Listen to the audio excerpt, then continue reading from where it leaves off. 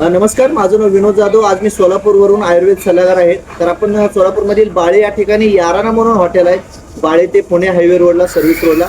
तर तेथील आपल्या सोबत मॅनेजर साहेब आहेत. त्यांना काय हेल्थ इश्यू होता आणि काय रिझल्ट आला आपण ते विचारणार आहोत. सर, आपलं नाव सांगा. रोहित मस्के म्हणून नाव आहे सरांचं. सरांना काय हेल्थ इश्यू होता? मला गाठीचं पूर्ण शरीरात गाठी आली पूर्ण शरीरात. पूर्ण शरीराला त्यांना चरबीच्या गाठी होत्या साहेब.